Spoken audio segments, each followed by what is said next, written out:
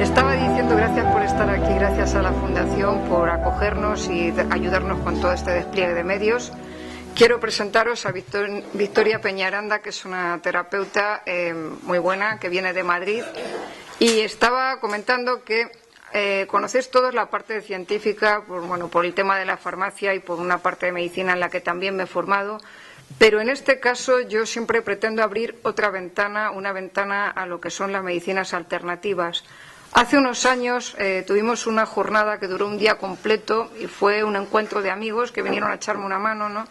Y estuvo, muy curioso porque ni siquiera sabía sobre cómo gestionábamos las emociones y al final se llamó el papel de las emociones en el estado de salud, donde cada uno dio su visión.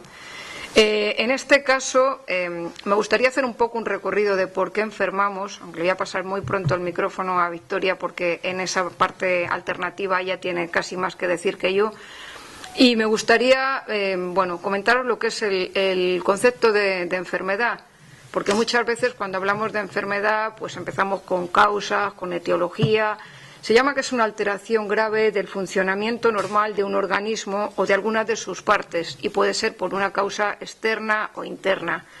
Sin embargo, en el término en latín, infirmita significa falta de firmeza.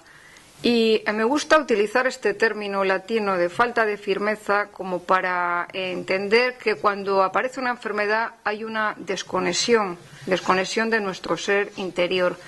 Quien consiguió explicar un poco para mí lo que es el concepto de enfermedad a nivel alternativo fue un terapeuta, Masaru Emoto, no sé si lo habéis oído, hace un poco se dedica a estudiar el agua. Y empieza a recolectar agua de fuentes, de estanques, de sitios donde estaba el agua contaminada y a intentar observar qué papel tenía el agua y cómo funcionaba. Entonces lo que hizo fue congelar muestras de agua, mirarlas en el microscopio y ver cómo cristalizaba.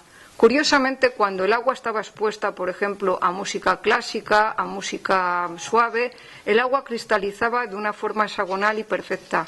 Si se sometía, por ejemplo, a ruidos disonantes o a insultos o a ambientes cargados negativamente, el agua se disociaba y no cristalizaba de una forma exacta ni hexagonal. ¿Qué ocurre? Teniendo en cuenta la composición de nuestro cuerpo, que es un 70% agua, pues parece que no, pero somos archivos de todo lo que nos rodea, ¿no? Es decir, todo el entorno puede estar afectando a nuestras células de una manera que ni siquiera suponemos. Cuando tenemos, todos los sentidos, estamos cada día recogiendo un montón de emociones que las vamos almacenando como si fuera una biblioteca. A veces ni siquiera somos conscientes de lo que almacenamos y muchas veces se ponen en funcionamiento y se procesan y dicen, ¿por qué aparece una enfermedad o por qué causa es?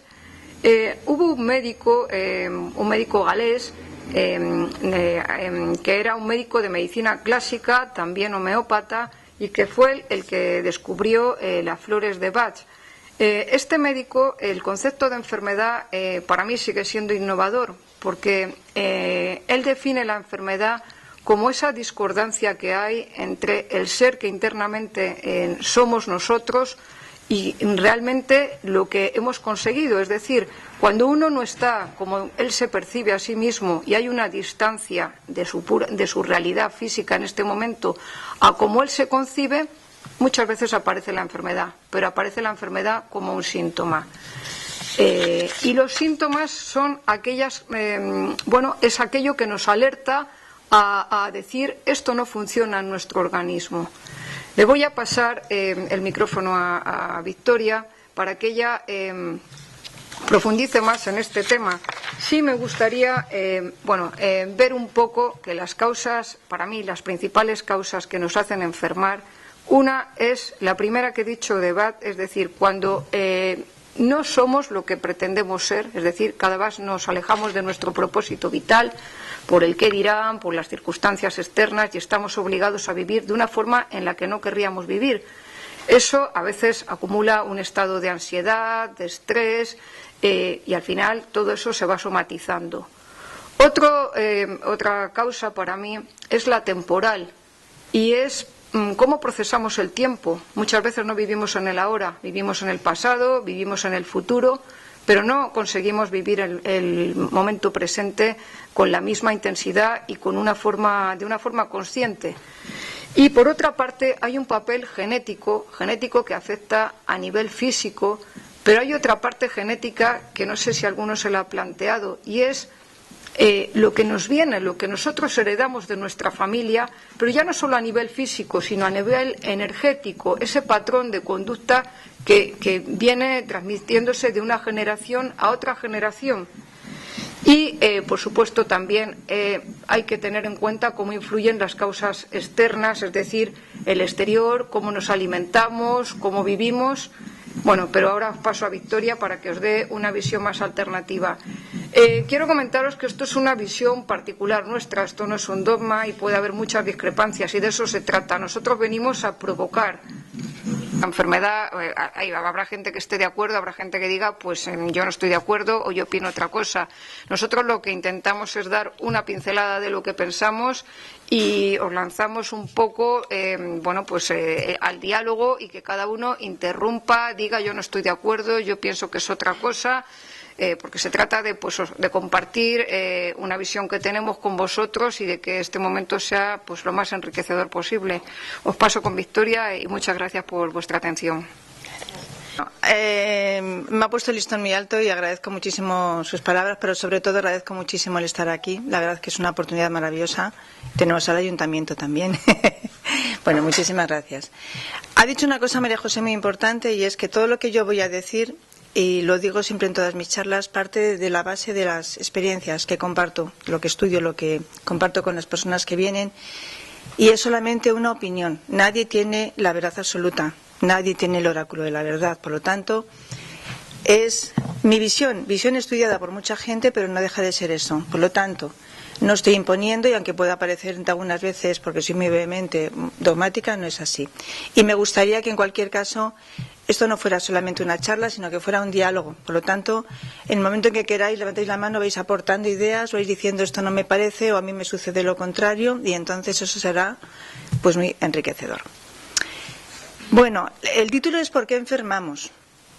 La realidad es que se enferman por muchísimas causas. Hemos hablado de causas internas, causas externas, hablamos de virus, hablamos de bacterias, hablamos de muchas cosas. Yo me voy a centrar en 2 o 3 cosas nada más, pero que son importantes. La OMS define la salud ya no como la ausencia de enfermedad, sino cuando la persona está en equilibrio.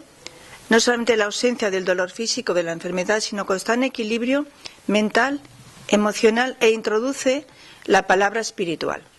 Entonces, según la OMS, para poder estar sanos, tenemos que tener un equilibrio entre lo físico, lo mental y lo emocional. Es decir, nuestro cuerpo, lo que pensamos y lo que sentimos. Cuando hay un desequilibrio, significa que en alguna parte, es decir, en la parte emocional, o en la parte espiritual, que no religiosa, que no tiene nada que ver, estamos, digamos, desfasados, nos hemos ido, no encuentro la palabra ahora mismo, pero nos hemos dispersos, no nos hemos ido. La enfermedad deriva de cualquier cosa de estas. Una de las mayores causas por las que realmente enfermamos es porque no se nos ha enseñado que nosotros, en principio, somos y tenemos energía. Es decir, que el cuerpo es un vehículo, pero somos y tenemos energía. Y somos como una pila, que cada vez que decimos algo, que pensamos algo, que sentimos algo, incluso cuando hablamos algo, estamos fabricando energía. Y esto es importante entenderlo, porque como ahora veréis, me permitís que os tutee, como ahora veréis, lo que pensamos tiene mucha influencia en nuestro estado físico. Es decir, vamos a empezar primero a entender que las emociones generan un campo energético que puede ser positivo o negativo para nosotros. Y a mí siempre me gusta, para que podáis entenderlo, hacer una prueba, que si me acompañáis pues lo podemos hacer. Es muy sencillita, son 30 segundos, pero veréis cómo os va a dar resultado. Si cerramos todos los ojos, yo también así, tengo menos vergüenza, cerramos los ojos todos y nos podemos visualizar en la cocina de nuestra casa. Y ahora sí, vemos en la mesa, la encimera, un limón amarillo, gordito, lo tomamos con la mano, nos lo acercamos a la nariz, lo olemos, huele a limón, rico. Con un cuchillo partimos ese limón por la mitad, huele. Y ahora, por favor, nos lo acercamos a la boca y le damos un mordisco. Morderlo, masticar. Y ya podéis abrir los ojos. Por favor, ¿me podéis levantar la mano aquel que han salivado? Claro. Claro, porque fijaos, es lo que quería enseñar, ¿no? Porque nuestra mente, el cerebro, no distingue que es una broma y que no es una broma. Él lo ve todo como algo real. Al que le ha gustado, porque le gustan los limones como a mí, pues entonces la sensación, es decir, la emoción, es de agradabilidad. Pero en saliva. Al que le rechace el limón porque diga que ácido, hay una emoción detrás de esa de, hoy a mí no me gusta, pero en salivado. ¿Por qué? Porque la mente, como no distingue, entonces lo que ha pensado ha generado una emoción, y esa emoción ha generado una energía. En este caso, una respuesta fisiológica. Hemos ensalivado. Por eso, a veces lo que pensamos es importantísimo. ¿Qué es lo que a veces pensamos que nos puede enfermar? Esta es la cuestión. Son los pensamientos y las emociones que origina ese pensamiento, que tiene mucho que ver con la siguiente parte, que es la coherencia que podamos tener con nosotros o no. Es decir, con aquello que estamos pensando, pero que no estamos diciendo o decimos otra cosa, y peor aún, cuando sentimos algo diferente a lo que pensamos y a lo que sentimos. Y entonces vivimos vidas poco coherentes y por lo tanto nos hace enfermar. Muchas veces tenemos expresiones que denotan que es todo aquello, que energía que estoy pensando, que se puede traducir después en una emoción. Por ejemplo, veréis, ¿quién no ha dicho, mira, cada vez que la encuentro es que no, la paso? Y hacemos este gesto, ¿no? Entonces, hay veces que tenemos inflamación de las anginas, ¿se dice así o se dice otra? Amigdalitis. Tenemos esto, ¿no? Es decir, no paso. A veces decimos, mira, es que a mí es que me ha roto el corazón. Y decimos, se me ha roto el corazón cuando estamos deprimidos, ¿no? O decimos, es que no lo paso, es que no lo digiero, es que es una cosa que es que no la puedo digerir, decimos. Y entonces tenemos problemas de estreñimiento. La mayoría de las emociones se gestan primero en la mente y luego se gestan en la emoción. Y esa emoción, yo que estoy dispersa hoy, pero y esa emoción es la que hace que podamos enfermar. Así, por ejemplo, vamos a ver algunas cosas, verás. Yo soy miope de toda la vida. ¿Qué es la miopía? Por ejemplo, la miopía es aquella cosa que uno, porque la miopía lo que te hace es ver de cerca, pero no de lejos. Luego, ¿qué necesito? ¿Qué quiero ver yo? Que lo tengo pegado ahí, que necesito hacerlo, que lo demás no me importa, pero ¿qué enemigo tengo? ¿Qué no veo de mí? O que no veo de otra persona y le tengo ahí pegado. A veces hablamos del corazón, de falta de corazón o excesivo corazón.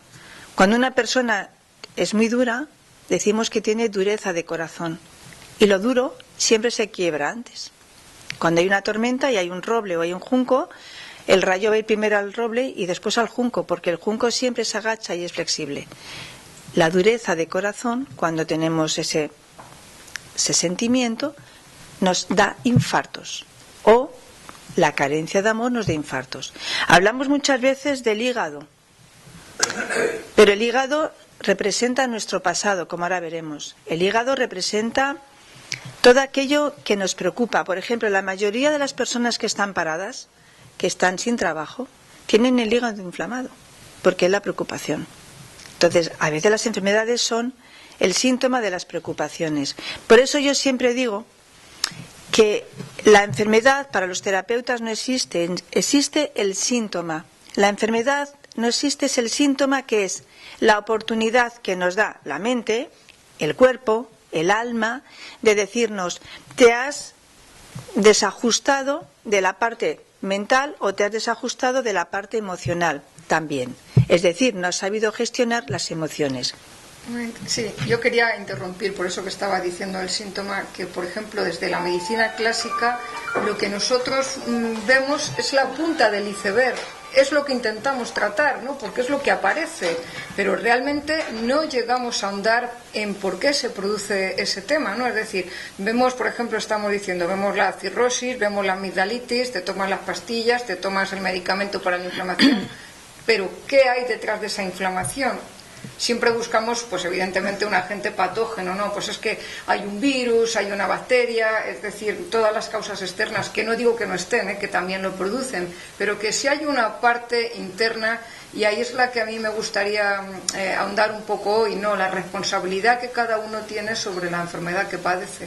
Y además, fíjate que es cierto porque, a ver, que nadie deje de ir al médico y menos aún de ir a la farmacia. Esto es cierto. Pero la realidad es que, fijaos, existen las farmacias porque no se sanan las enfermedades. No se sanan, es decir, que hacemos un recorrido constantemente de médicos, que vamos de un médico a otro, pero que al final lo que estamos es empastillados. Pero no se sana. Y en principio no se sana porque ahí es la segunda cosa que también quiero incidir, ¿qué es? Porque no es lo mismo sanar que curar. Veréis, un resfriado uno lo cura con vitamina C, un antihistamínico, alguna cosa de estas, una herida, pues con un antibiótico, con alguna cosa, pero eso es curar.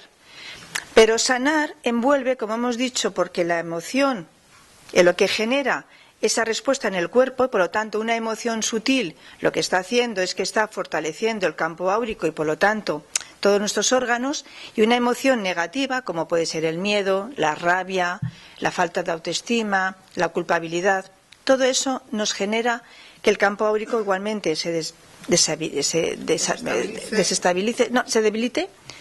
debilite, y ese debilitamiento lo que nos produce es una enfermedad. Por lo tanto, vamos al médico porque al final no acabamos de sanarnos.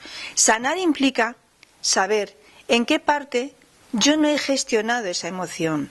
¿Qué me ha llevado a mí a tener, por ejemplo, un problema con la diabetes? Entonces, un problema con las relaciones con las madres. En la vesícula es rabia.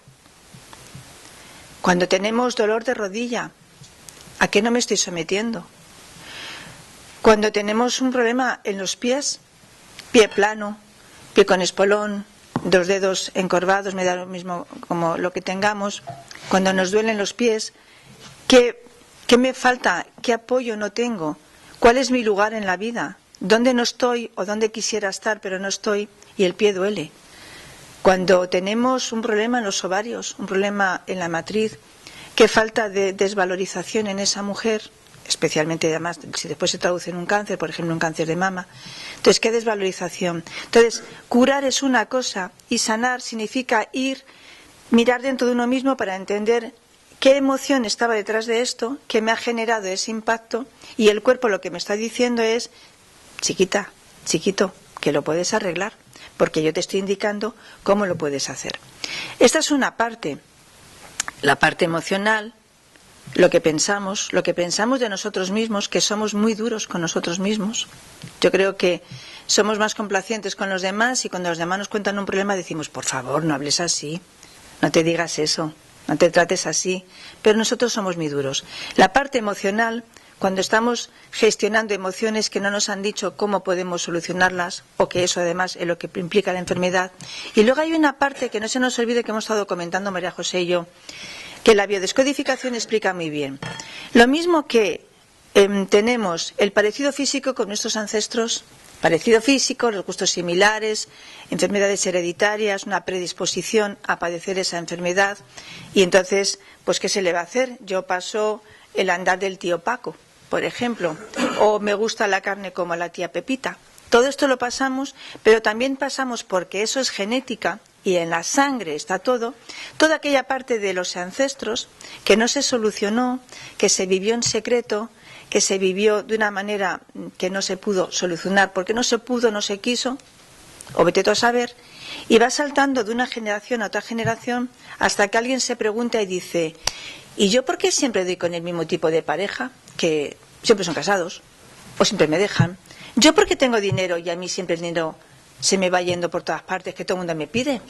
Y a mí porque siempre digo el mismo tipo de personas que parece que tengo que estar continuamente pidiéndoles perdón y los demás siempre. Y yo porque soy guapa, alta, maravillosa y no tengo novio o no tengo novia. ¿Por qué? Es decir, cuando nos hacemos esas preguntas y entendemos que nuestra vida es que no es nuestra, es que en parte es todo aquello que sucedió hace mucho tiempo que la biodescodificación explica. Lo que pasa que para mí es una injusticia, pero que es cierto, que vivió la abuela, la bisabuela, el tatarabuelo, vete tú a saber, y que al final va saltando de generación en generación hasta que vengo yo. ¿Emocionales? Sí, sí. ¿Transmiten cómo? ¿Biológicamente por esto? Claro, sí. ¿O por transmisión de comentarios de la familia? No. No, yo voy a hacer un inciso porque a mí eso me costó mucho entenderlo por mi formación científica, evidentemente. Vienes diciendo, no, esto es una locura, ¿no? ¿Cómo va a ser? Es decir, estamos hablando de que tú puedes heredar el color del pelo, la estatura, los ojos o un gesto. A mí, por ejemplo, me llama mucho la atención, por ejemplo, mi sobrino, que es inglés, que ha nacido casi cuando mi padre estaba muerto. Sí, bueno, y de repente lo ves haciendo un gesto como hacía mi padre, pero si tenía meses cuando mi padre se murió, ¿de dónde se ha sacado ese gesto? Y lo hace, ¿no? Se ha heredado gestos o formas de percibir la realidad como podía haber. Pero conocí una vez un terapeuta que me dijo, tú tienes que hacer arqueología familiar. Y yo dije, esto de arqueología familiar, ¿cómo es esto? A ver, a mí no, tú indaga quiénes eran tus ancestros o tus antepasados. ¿Y eso cómo es? Pues no, coge la fecha de nacimiento hasta donde llegues, de tus padres, de tu madre, de tu hermano, las fechas más puntuales, más relevantes en el árbol genealógico. Cuando se ha casado uno, cuando ha tenido un hijo, cuando se ha muerto, cuando ha tenido una enfermedad. Y entonces, bueno, pues empecé a recapitular cosas, ¿no? Me interesé un poco. Y empecé a descubrir cosas muy curiosas, tan curiosas, por ejemplo, como que mis abuelas habían fallecido las dos a la misma edad. Y por ejemplo, cómo la importancia de un nombre puede condicionar. Es decir, tú decías, bueno, pero ¿cuántos Josés hay en mi familia? ¿Y a mí por qué me han puesto José? Pues por mi abuela, una por un lado y otra por otro. O sea, que yo tengo el doble patrón de mis abuelas. Yo decía, pero bueno, a ver, esto es un cuento que me están contando, esto no puede ser. Y empiezas a indagar y realmente ves cosas tan curiosas. Por ejemplo, en el caso de mi madre, vi que mi bisabuela había nacido un 20 de mayo, mi abuela el 21 de mayo, mi madre el 22 de mayo. Yo decía, pero esto no puede ser, ¿qué broma es esta? O sea, así en escalón. Veías cosas tan curiosas como que, por ejemplo, a lo mejor tu fecha de nacimiento coincidía con la muerte de algún antepasado que tú no sabías ni que existía y de repente te dabas cuenta de que ese antepasado tenía la misma profesión que tú, o hacía cosas, o tenía cosas en común con él. Y yo decía, esto es de locos. Pero está. Yo no digo, es decir, yo entiendo aquí que puede haber muchísimos escépticos, porque a mí, yo soy la primera que yo decía esto, bueno, no, pero fíjate, son chaladuras de los alternativos. Pero se puede entender muy bien esto, de verdad que se puede entender muy bien con ejemplos. Mira, hay una cosa que se llama, veréis cómo está todo relacionado, hay una cosa que se llama microquimerismo. El microquimerismo, los científicos, ya Platón hablaba acerca de ello, pero con otro término, claro. Pero el microquimerismo explica porque se hizo una investigación en Estados Unidos con un grupo de mujeres durante unos cuantos años. Las mujeres iban en un abanico de entre unos 20 y tantos años, 60 y tantos años, ¿no? Y entonces se dieron cuenta de que se encontró ADN extraño a ellas. Claro, ADN masculino además, extraño a ellas, ajeno. Pues uno se puso a investigar y no eran de su padre, que hubiera sido lo lógico, no era de su padre, por lo tanto no era del padre. No era tampoco de los hijos, porque además en ese abanico de mujeres había muchas que ni siquiera nunca habían estado embarazadas, por lo tanto no podía ser. Y se descubrió, en ese, ya digo, que fue durante unos años ese experimento, que el ADN de las parejas que habían tenido había quedado dentro de ellas y se había mezclado con el ADN de ellas, pero no mezclado hasta el punto de fusionarse de manera que pasara desapercibido, sino que se viera claramente cuál es el ADN de uno y cuál es el ADN de otro. ¿Qué quiere decir esto? Que con el ADN estamos pasando la información que tiene mental, emocional, espiritual incluso de esa persona. Si el microquimerismo, que ya los científicos ni lo discuten porque esto es así, demuestra que con quien nos acostamos al final estamos adquiriendo su ADN, la sangre es la portadora. Por lo tanto, sí que es verdad que en algunos casos desarrollamos la misma enfermedad, por ejemplo, que algunos antepasados. Pero también no es porque sea en sí la enfermedad, pasamos la circunstancia. Y tú, por ejemplo, tienes mucho de tus antepasados. Es decir, hay veces que, por ejemplo, descubrimos en una familia que tiene un cáncer, una mujer un cáncer, por ejemplo, de ovarios, de útero, y se la extirpa. Pues si nos quedamos en la forma, pues dices, bueno, la mujer tiene un cáncer. Qué curioso que a lo mejor su madre o su tía ha tenido el mismo cáncer. De entrada, una cosa que tiene que ver con ovarios, con matriz, tiene que ver mucho con la desvalorización o no de la mujer. Y en la mayoría de los casos, los oncólogos de hoy en día ya no se quedan solamente en el fondo, sino, o sea, en la forma, sino en el fondo, y averiguan qué es lo que ha pasado. Pues a veces, mirando el trasfondo, se han dado cuenta de que en la familia de esa mujer ha habido violación, ha habido incesto, ha habido malos tratos, y la mujer lo que está expresando con ese lenguaje es lo que sufrió la abuela, la bisabuela, la tatarabuela, o el abuelo o el bisabuelo, cuidado. Ella lo traduce, y esa desvalorización la lleva a tener cáncer. La biodescodificación ya es algo que está absolutamente, los médicos ya lo están trabajando. La mayoría ya de los oncólogos, al menos en Madrid, cuando están trabajando con oncología, con cánceres, te piden casi un historial de tu familia, porque están entendiendo que detrás de ese cáncer siempre hay una emoción que lo genera. Y lo han demostrado médicos, oncólogos, como el doctor Hammer, que era un médico, era un oncólogo, que a la muerte de su hijo, por ese shock que tuvo, desarrolló un cáncer y empezó a investigar. Y él descubrió lo que ahora los oncólogos denominan el mapa de Hammer, en el que cuando la persona ha tenido ese impacto en alguna parte del cuerpo, desarrolla un cáncer y él puede prever a través de ese mapa, en un simple tag, 3 años antes de que aparezca el cáncer, dónde le va a aparecer y qué emoción hay detrás asociada a todo esto. Es decir, ¿por qué enfermamos? Porque tenemos emociones que no gestionamos, que no nos han dicho que hay que gestionarlas, porque mentalmente tenemos pensamientos que generan esas emociones, porque la biodescodificación explica que tenemos cosas heredadas de nuestros antepasados que no lo hemos gestionado. Hay muchísimas causas por las cuales enfermamos, y también es porque, siempre digo lo mismo, la coherencia, y también vuelvo a remitirme a los médicos, porque sobre todo en Madrid hay muchísimos ya, médicos que trabajan, sobre todo los, ¿cómo se llaman los de que se me está yendo la... Cardiólogos, están explicando que la falta de coherencia es lo que hace que enfermemos de corazón. ¿Y qué es la falta de coherencia? Yo lo decía antes, es cuando estamos pensando una cosa, sintiendo otra y hablando otra. Es que esto es como cuando, yo siempre lo pongo de ejemplo, como cuando hay una tormenta de nieve en sitios donde haya, aquí en Madrid no hay, pero bueno, y tú estás andando contracorriente y sopla el aire y tú intentas y al final llegas a la meta, pero como llegas con los músculos en tensión, todo tensionado porque vas contracorriente, cuando llegas cansado, con dolor de cabeza, agotado. Y eso es lo que nos pasa la mayoría de las veces, que nos agotamos emocionalmente porque no llevamos vidas coherentes. ¿Por qué? Porque el humano siempre tiende a pensar a veces más en el otro que en uno mismo. Y cuando vemos que el otro es coherente y hace cosas tomando decisiones, le condenamos. Sí, por ejemplo, hay mucha gente que dice, a mí es que lo que me gustaría sería pues dedicarme a tal cosa. O os voy a poner un ejemplo muy fácil, verás cómo lo vais a entender todos. Llegan Navidades.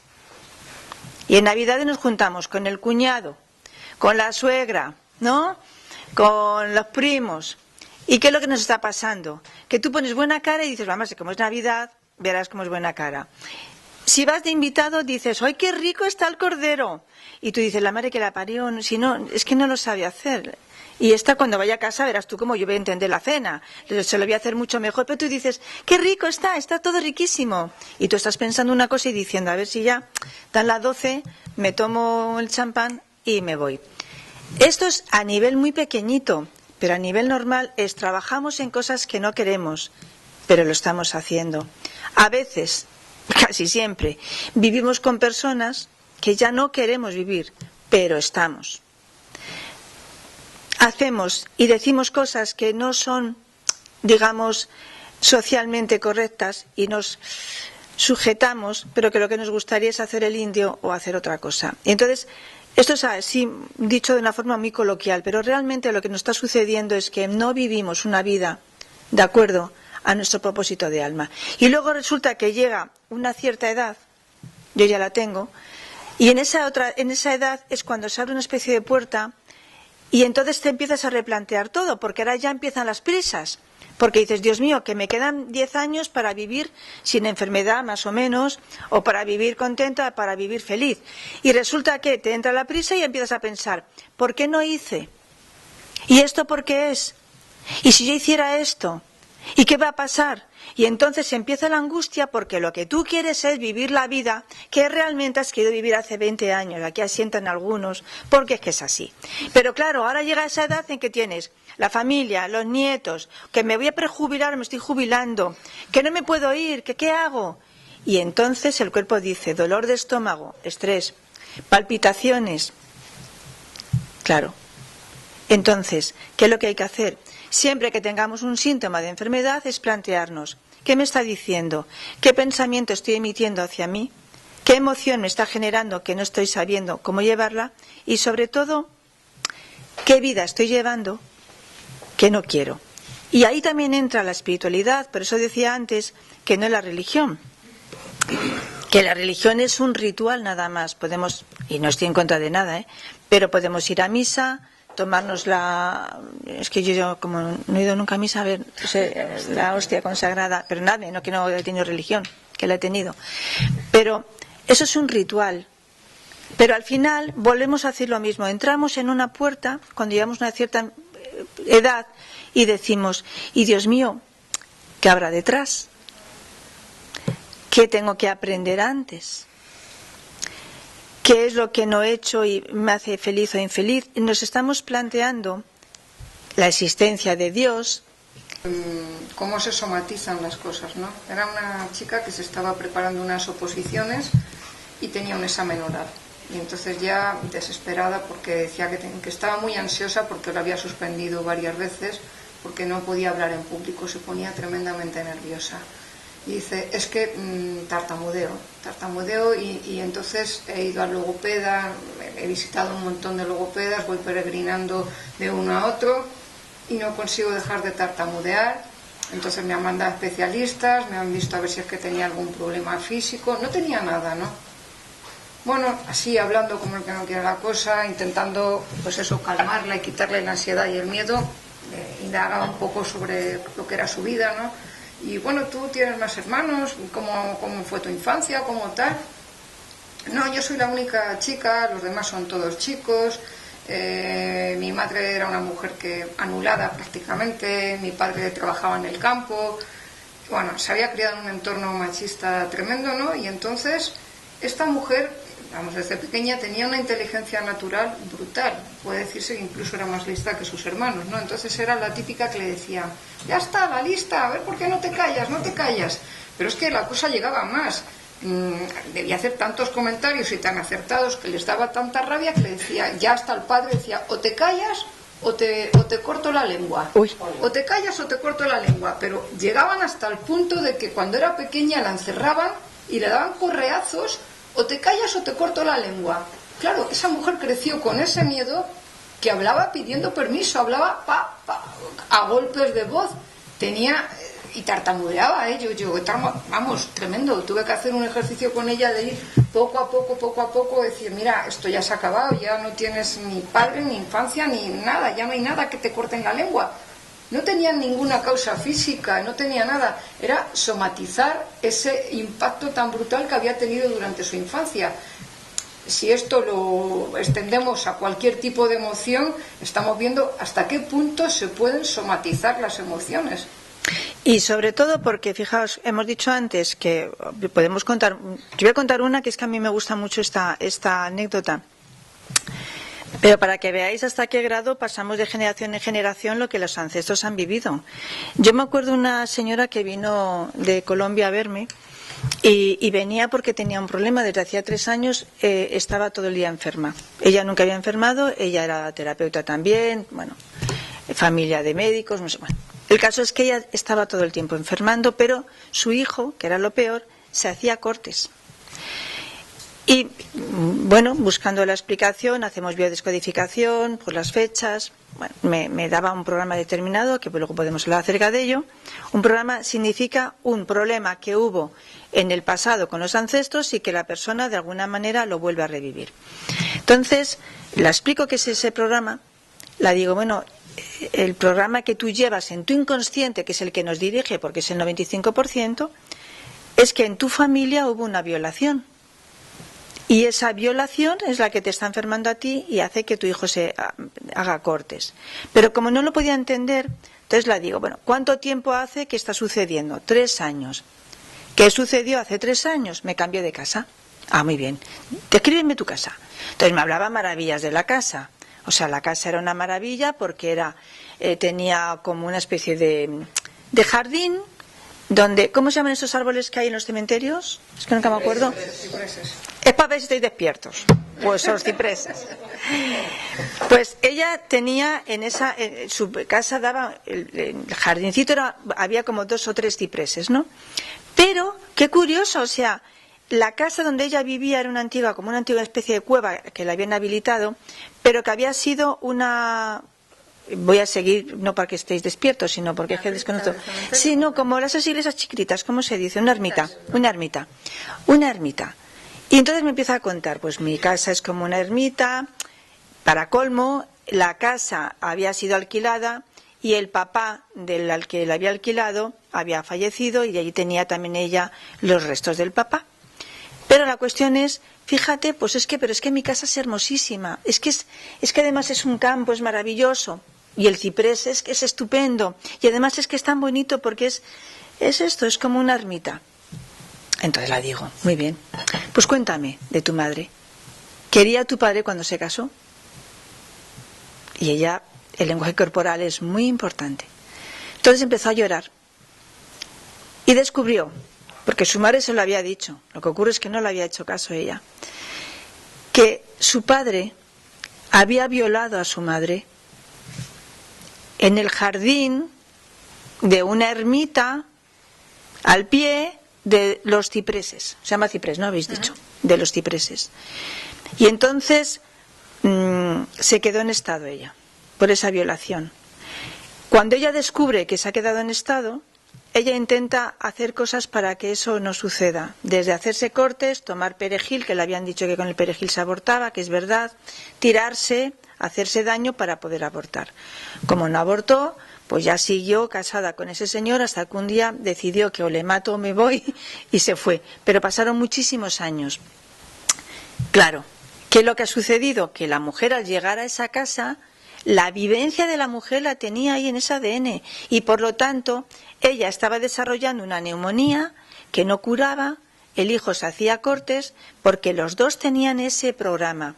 Es decir, ella se sintió identificada con la madre a nivel inconsciente y entonces estaba reviviendo continuamente una violación. Por lo tanto, y como resultado, la tristeza le invadía. Y el hijo, pues sin saber, había desarrollado el mismo programa que la madre, y entonces era el niño el que habían intentado abortar. Entonces, como veréis, hay tantas cosas que hacen que uno enferme que no hay una sola cosa. Pero lo importante es que seamos capaces de preguntarnos, ¿yo por qué enfermo? Porque el estado natural del ser humano es estar sano. Y tenemos todo. Fijaos, cada 7 años el cuerpo cambia todas las células, por lo tanto el cuerpo humano se renueva cada 7 años. Estamos hechos como cuando las máquinas alemanas, estamos hechos para vivir para siempre. Esto es cierto, para vivir para siempre. En un momento dado, esas células deciden que ya no van a vivir para siempre, pero estamos hechos así. Por lo tanto, el estado natural del ser humano es estar sano. Entonces, cuando no lo estamos, la pregunta es, ¿por qué? ¿Qué emoción tengo yo? ¿Qué no he sabido solucionar? ¿Qué pasó en mi familia para que yo ahora esté de esta manera? Tomar conciencia de eso es importantísimo. Elevar nuestro nivel de vibración, porque como de forma natural tenemos que estar sanos, tenemos que ser felices para eso, porque lo que nos enferma, entre otras cosas, es la falta de felicidad. Entonces, ¿qué hay que hacer para estar sano? Primero preguntarse y después ser feliz. Y fijaos, ser feliz, desgraciadamente, en este mundo ya no se desarrolla de forma natural. Tenemos que aprender a ser felices y a veces eso implica tomar decisiones. Pero esto es importantísimo. Veo que estáis mirando, pero si tenéis preguntas, hacerlo y decir, a mí me pasa no sé qué, ¿y tú por qué crees que es? Esto podéis hacerlo. ¿Vais entendiendo hasta ahora lo difícil que es estar sano? Es que descodificación, a mí la primera vez que vi esto dije, ¿pero esto qué es? Ay, pero que hay un diccionario de biodescodificación. Y yo, claro. ¿Esto cómo va? Y de hecho lo tengo aquí, al que le interese se lo paso, ¿no? Porque muy interesante. Empecé por la curiosidad, pero a medida que iba estudiando más veía que las cosas cuadraban. Entonces tú decías, por ejemplo, acné, y te ponía pues esto, pies no sé cuántos, cojera de no sé qué, y te asociaba la causa física con unas diferentes causas emocionales. Y cuando empecé dije, bueno, esto es una chorrada, alguien ha escrito esto y no tiene ni causa científica ni fundamento. Pero como me llamaba la atención y puesto que yo estaba tratando gente con terapia floral, pues a lo mejor muchas veces decía, no, que te soltaban, pues tengo un dolor de cabeza o dolor de espalda o me pasa esto, me pasa lo otro. Y entonces yo a lo mejor preguntaba, digo, a ver, esto es porque el padre o la madre o tal, pum, y yo cogía la causa mental y digo, oye, cuéntame algo de esto. Y de repente me estaba contando el síntoma que yo decía, bueno, esto ha sido casualidad, volvía con otro, esto ha sido casualidad. Y va saliendo, y yo decía, a ver si esto no va a ser tanta tontería como yo. Yo por si acaso lo consulto, ¿no? Es curioso, ¿no? Porque empezaba a asociar. Y tengo, no sé si puedo ver alguna cosa ahora. Y de hecho, fijaos que el doctor Hammer fue propuesto como Premio Nobel de Medicina. Precisamente por lo que os he explicado, porque el mapa de Hammer, que es para los oncólogos ahora es importantísimo, porque él explica cómo entre 6 meses y 3 años antes de que se produzca una enfermedad, él ya sabe por ese mapa, por donde en el cerebro qué manchita hay, que efectivamente se puede desarrollar la enfermedad. A mí me gustaría, para que nos despertáramos un poco, que estéis despiertos, ¿verdad? Es que ya que he venido aquí... Tengo el diccionario para que, bueno, a la hora de si queréis preguntar cualquier lo relacionemos. Sí. Todo el tema de que me llama la atención, la cantidad de problemas de enfermedades autoinmunes que hay, que antes o no se sabía, o no se decía, o no se... yo pienso, sin tener ni idea, que es por el tipo de vida que vivimos. Sí. Consecuencia de toda la historia que te has ido trabajando en tu vida, que en un momento dado, pero claro, es una visión así muy personal. No, pero que coincidimos con esa visión. En mi familia, y a mí, no sé, y he pensado mucho en el tema. Las enfermedades autoinmunes es precisamente un ataque contra uno mismo. Por lo tanto, mira, si la medicina convencional, que no reniego de ella, cuidado, no dejemos de ir al médico ni a la farmacia, y a la de María José también, ¿no? Es decir, quiero decirte que no olvidemos estas cosas. Pero si se sanara simplemente con lo que los médicos convencionales, que cuidado, voy a hacer un hincapié antes de contestar tu pregunta. ¿A qué llamamos medicina convencional y a qué llamamos medicina alternativa? Porque toda la vida... Desde toda la vida, la existencia humana, el ser humano ha utilizado lo que la tierra da, las plantas, el agua, el aire, la energía. Y durante toda la vida el ser humano ha continuado como especie porque han conseguido, a través de todo esto, sanar. Y hasta hace poquito, pues utilizábamos lo mismo. Y no se nos olvide que los medicamentos provienen de esto. Entonces, sanamos si vamos al síntoma, a lo que nos ha producido. Hablamos ahora de la enfermedad autoinmune, es un ataque contra uno mismo. No sé. Te estás boicoteando. En específico, dime algunas, por si acaso viene aquí, es que como autoinmune es un término tan... No, pero puede ser desde una esclerosis. ¿Perdón? La tiroides tiene que ver con si es hiper o hipo. Voy a buscar las dos cosas. Hiper o hipo. ¿Tú tienes de tiroides? Hiper. Hipo. Espera. Ralentizas el tiempo. Tiene que ver con la visión del tiempo. Mira, aquí te viene la definición según el diccionario bioemocional. Te dice, el hipotiroidismo viene como disminución de la actividad secretora de la glándula tiroides. Dice que es de difícil diagnóstico. El técnico te dice que en la primera y cuarta etapa embrionaria hay conflictos de paciencia, de tiempo, impotencia, vagotonía, fase de curación de un conflicto de tiroides. Pero ahora analiza lo que es el sentido biológico y te dice... La tiroides es nuestro reloj biológico, tiene que ver con el tiempo. Al hacer hipotiroidismo disminuimos la producción de hormonas y con ello el metabolismo para frenar los procesos que se prevén inútiles. ¿Cuál es el conflicto? Conflicto en que la tiroides ha quedado destruida debido a un conflicto de urgencia demasiado largo que genera impotencia en la actuación. Tengo que apurarme, pero de todos modos no lo voy a lograr. Conflicto de gran impotencia ante algo urgente por perdido. Conflicto de proyecto sentido. No me esperaban tan rápido, o para que quieran debo permanecer, para que me quieran voy a quedarme como si fuera un niño, o voy a crecer más lento. Conflicto con que todo va demasiado rápido y o freno esto o corro el riesgo de enfermarme, de morir. Conflicto de resignación, de sentirse desbordado. Y bueno, posible conflicto, aquí estamos en el tema transgeneracional, de haber estado bajo el fuego enemigo, es decir, analiza cada patología de una forma que por lo menos sí nos da puntualiza un poco sobre lo que puede ser. Resumiendo, tienes un conflicto con el tiempo, quieres ralentizarlo porque tienes algo que solucionar, que lo has pospuesto, porque te da miedo, porque no sabes. Yo creo, fíjate, que a nivel consciente todos queremos enfrentar. Sí. El problema es que nos dirige el inconsciente. Claro, todo esto es a nivel inconsciente. Y entonces, Lo que pasa. pero esto habría que hacerlo y además con fecha. Pero el hipo siempre tiene que ver con el tiempo. La tiroides es el tiempo, el hiper es la rapidez, es decir, quiero que todo vaya más deprisa porque me corre prisa, porque estoy sufriendo mucho. O el hipo es también a veces porque sufro mucho, pero como no puedo hacer nada, entonces voy a ver si me quedo quieta, el tiempo se queda quieto y yo lo puedo solucionar.